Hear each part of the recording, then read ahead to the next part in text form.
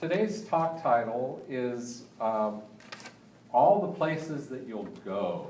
And I'll talk a little bit more about that in a moment, but I just want to, kind of be in simpatico with Dr. Linda as they're traveling. So what we're going to be doing over the next, this week and the next 2 weeks is we're going to be using that metaphor of traveling, so we're in contact with her, and we're going to use that for spiritual growth ourselves. Now, this month, the month of August, is Expand Your Horizons. And how better to expand your horizons than to go traveling, right? So we're going to use that as our metaphor. And, I know for myself, when I travel, my horizons are always expanded. It's not just that I've physically transplanted myself to a new horizon so that it's expanded. It's also that I'm doing all these different things, right? I'm going to a new place, and so I'm eating different food, and that expands my horizons. And I'm seeing things that are different than I would normally see in my everyday life here. I might be seeing different architecture, or I might be seeing how people congregate differently, maybe going to a church service that's different. Doing all these different things, it kind of opens me up and it expands my horizon. It's funny, when I go to Mexico often. My partner Gabriel is from Mexico, and so we tend to, we vacation down there. And one of the things that happens often for me is when we stay in a hotel, when we don't get to go and visit his family, and we stay in a hotel, most of the time when we get there, I go up to get my room, and I am so ready to be in my room because, I've been traveling. I've had 1,000 things that I had to do before I could leave, because I had to leave work. And then I had 1,000 things to do at home before I could leave home, and I had to pack.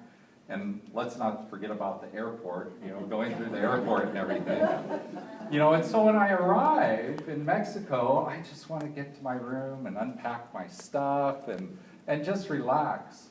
And usually what happens, whether I get there in the morning or the afternoon or night, the room's never quite ready. And in true Mexico style, I ask, when is it going to be ready? And they go, oh, Mr. Olson, I'm so sorry it's not ready. It'll be 20 minutes. And so, I go off and I give them 21 minutes. And I think in the frame of mind that I'm in at that moment, I think I'm being very generous. And I go back and I ask them if the room is ready, and they say, oh no, Mr. Olson, it'll be 20 minutes. But the truth is when I am there, and I'm there for a few days, their culture seeps in through my pores, right? And I'm in their culture. I'm in Mexico time, we call it, right? And so I will go down after being there a few days, and I'm there to have something to eat, and I'll ask them when the food is ready, and they say, it will be 20 minutes. And I go, that's okay. I'm going to go lay down over here, and I'm going to have a siesta, and you come and get me. Because I'm now on Mexico time. And my horizons have been expanded, right? They're different than the horizons that I have here. And so we're going to use this metaphor of travel and the things that we do to travel in order to do a spiritual journey ourselves over the next 3 weeks. And so today's talk, I called it All the Places You'll Go, and it's out of the love of the book, Oh, the Places You Will Go, by Dr. Seuss. In the last week I told you that Frank Sinatra was a metaphysical philosopher. Well, Dr. Seuss is also a metaphysical philosopher. It's amazing how many metaphysical philosophers there are in the world. But let me read a little piece about this, which just reminds me of the old saying, everything I needed to learn, I learned in kindergarten, right? Because Dr. Seuss, he's writing for little kids, right? For kindergartners, maybe even earlier than that sometimes. But the messages that he gives to those little ones are so appropriate to us. Now, out of that book, he says, you have brains in your head, don't we? We have brains in our head. You have feet in your shoes. You can steer yourself any direction you choose. You're on your own and you know what you know. And you are the guy who will decide where to go. Isn't that true? We decide where we're going to go. We decide every minute of every day what the spiritual journey is that we're going to take. And so we're going to talk next week about where we're going to go. And this week, we're going to be talking more about the preparation for that journey. And what do we do before we prepare to go off? We pack, right? No matter where you're going, we pack. Now, you'll find in your, what did I do with mine? Here we go. I got it. You'll find in your program a little handout. This has been made by my partner Gabriel, lovingly and with care. Your spiritual passport. So on the front page is your spiritual passport. On the back page, on the back side of it, you'll find that there's some stuff for us to fill out, and I'm going to talk about that in a little bit. But go ahead and make sure you have one of those for later. Okay, so what I'm going to do is packing. Packing is a prerequisite for doing our spiritual journey. And so I've made PACK an acronym, so P-A-C-K. And it's going to be words that we're going to be using to get us prepared to do our spiritual journey. So P stands for passionately. And I'd like to read you a quote out of a book called The Purpose Principles by Jake Ducey. And in the book, he's actually quoting a friend of his out of the book. And so this person says, one of the lessons I've learned in life is that happiness lies in discovering your passions and exploring them fiercely. And passions aren't necessarily big, grand notions. We can also find passion in a rose garden, in the smell of a puppy, and the writing of a first grader. Wherever they are, whatever they may be, seek out your passions and cultivate them. Cultivate them.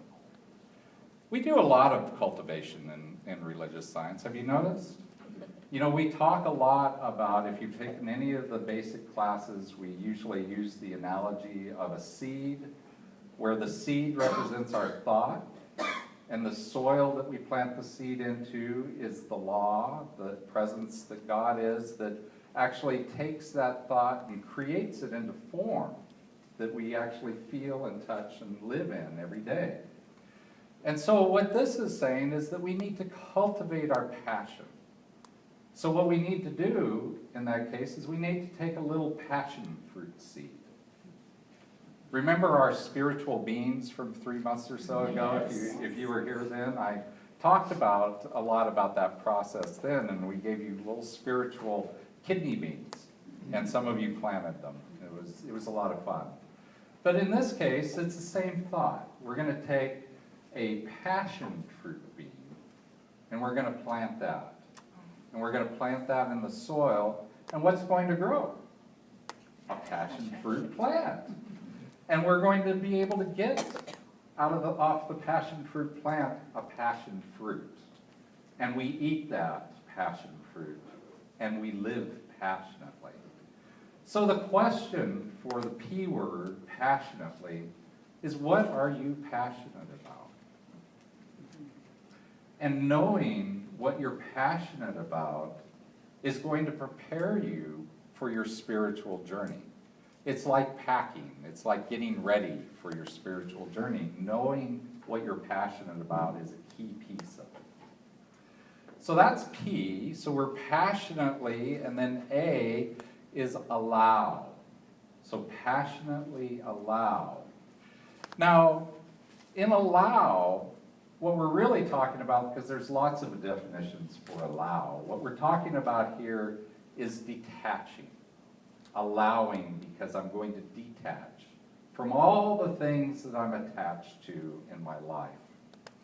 You know, in Buddhism, this is a very central thought in the Buddhist religion, is that we attach to concepts and to things, and we spend so much time. Our normal way of living is to spend a lot of time thinking about where we're going, worrying about where we're going, worrying about how we've been in the past, or being very attached to where we are right now.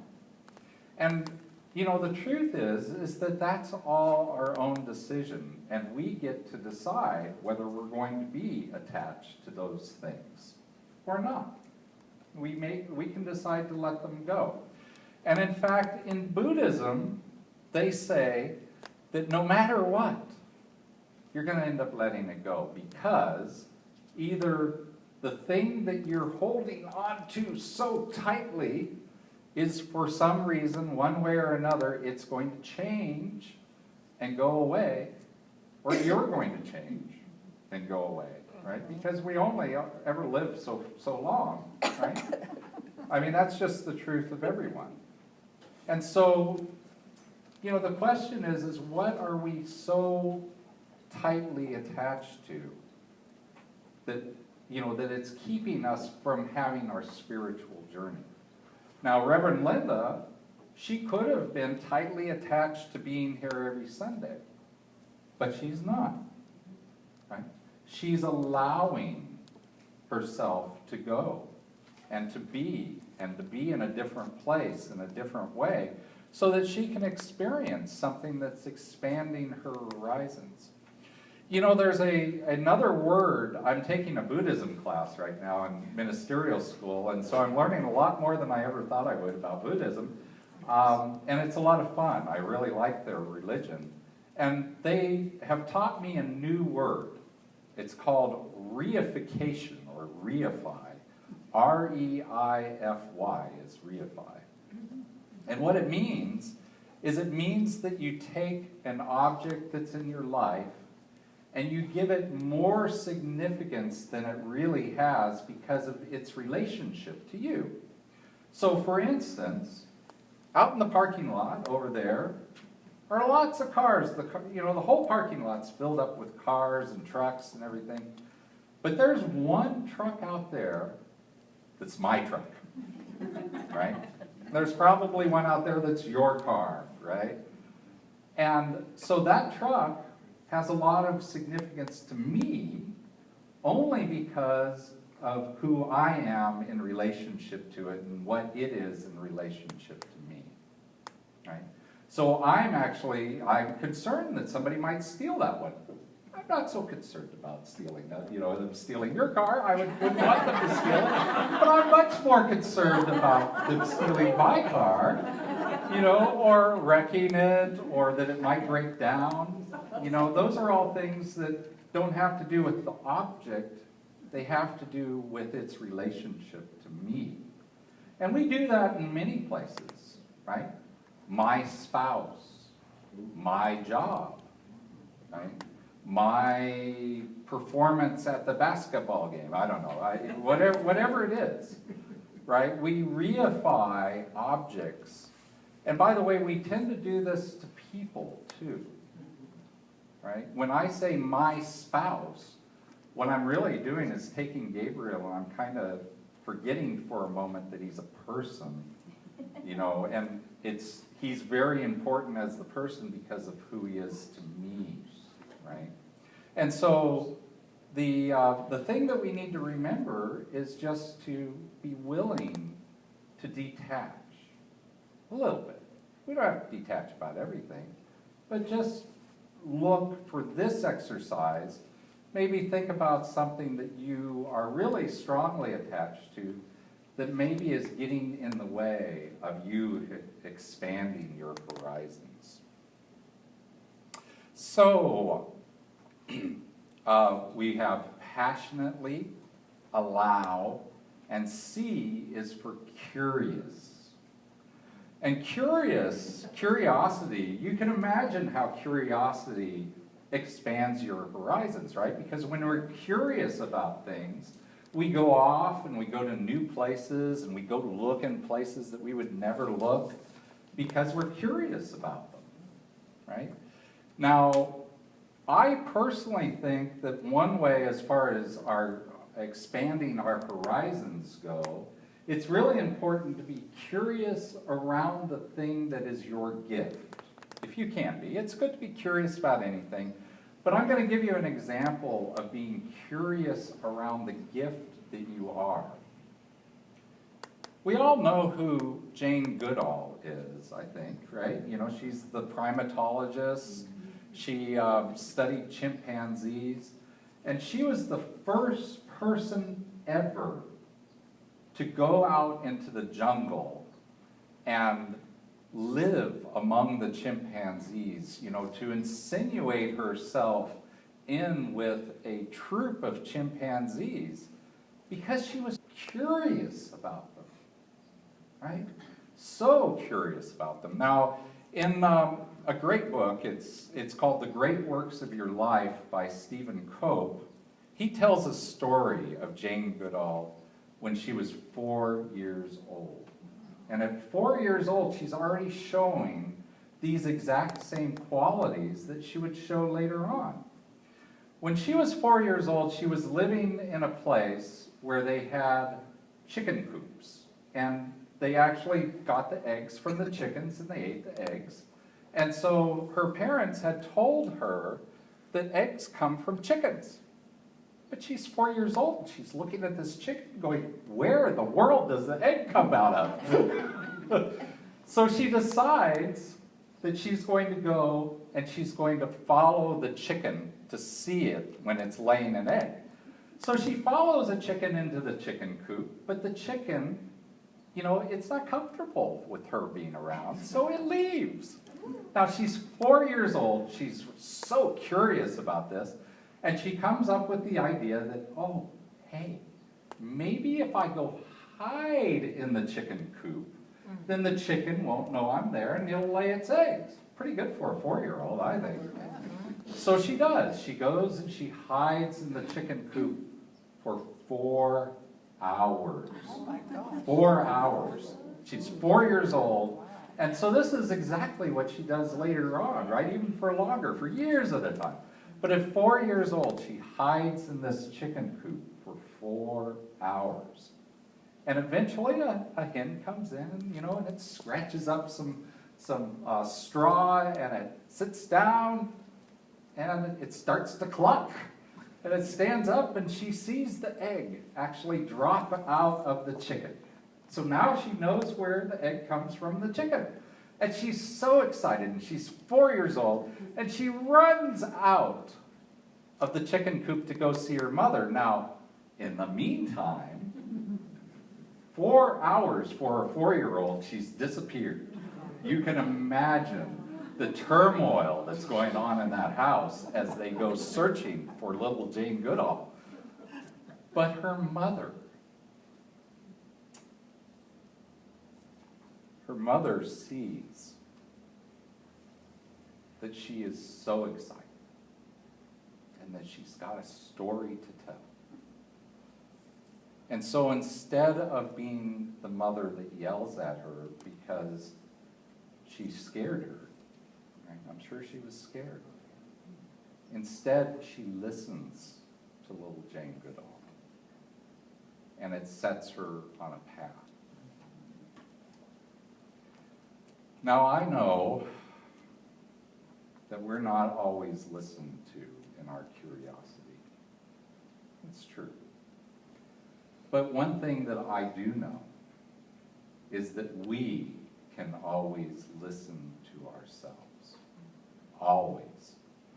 We can allow our curiosity to grow, even if it's just for us. And the other thing that I know is that you guys are a wonderful spiritual community and that you support each other. And so I know that you can support each other in your curiosity also. So C is for curious. So we have passionately, allow, curious, and K is for kindness. Kindness is a very important word.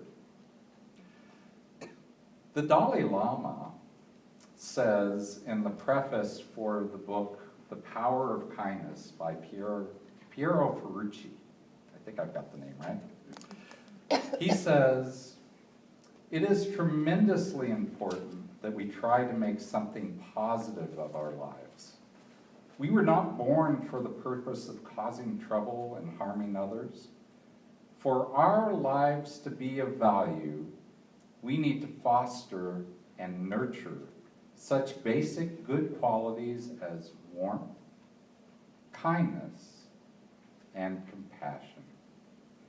If we can do that, our lives will become meaningful, happier, and more peaceful. We will make a positive contribution to the world around us through kindness."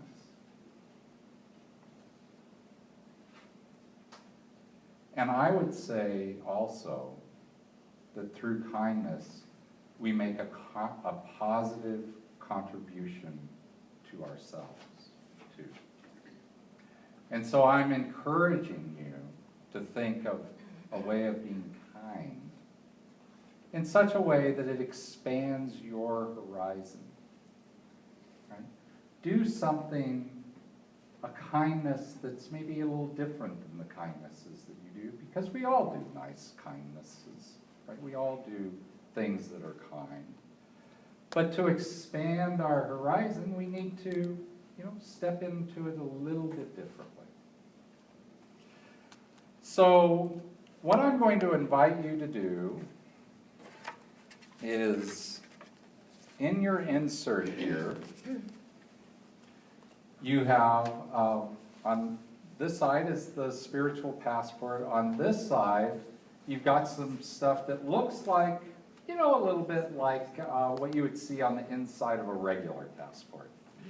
So it has a place, the box, for you to put a picture of yourself if you want to, or Gabriel has been very kind and gotten us some stickers, and they're over there on the fellowship table for after service.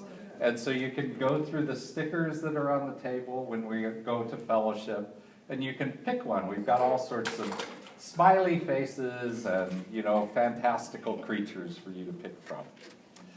Then there's a place for your name, right? What good spiritual passport wouldn't have a name? And then your state of mind. Just like a passport asks for what state you live in, this is asking you for what state of mind you're in right now. And then it's got our acronym, PACK, P-A-C-K, and it's got a line next to each one of the words. And so this is your homework if you choose to do it. Please just take it home and think about a way that you can be a little bit different towards each one of those words to prepare you for the spiritual journey that we're going to go on. So, what kind of passion do you want to exhibit? How will you allow things a little bit differently? How are you going to be curious, and how are you going to be kind? Those are all the things that I'm suggesting that you can do. And next week, we're going to talk about the Valley of the Kings and how we get there. Thank you, and namaste.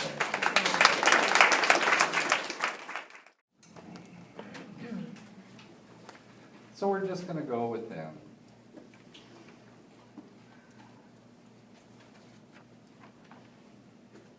I know absolutely that there is but one power, one presence, one life, the life that is spirit. The life that is that all-expansive allness that reaches out and touches everything because it is everything. It is that thing, that power, that presence, which is back of all that we see, back of all that we touch, back of all of existence and beyond. And I know absolutely that that is the life that we are. That is the life and the power and the presence that lives at the very center of our being. It is the life that creates through us and as us. It is the life of love. It's the life of peace. It's the life of joy. It's all of this wrapped together. And it is the life that so much supports us, infinitely supports us as we expand our horizons, as we move forward into new ways of thinking and new ways of being, something that is perfect for us. Because God always creates, out of its essence, a pathway of being that is perfect for us. And so I just know absolutely that that life and that power and that presence that is God is moving through each one of us. It's moving as each one of us. It's moving in our lives and through our lives so that we are always taken care of. We are always nurtured. We are always enwrapped and enfolded in the love that God is. And I'm just so grateful for that knowingness. I am grateful for the knowing the love and the peace and the joy that God is moving through our lives. And I just release this prayer into the law, knowing that it's already fulfilled in the mind that God is. And I say it is good and very good. And so it is. So it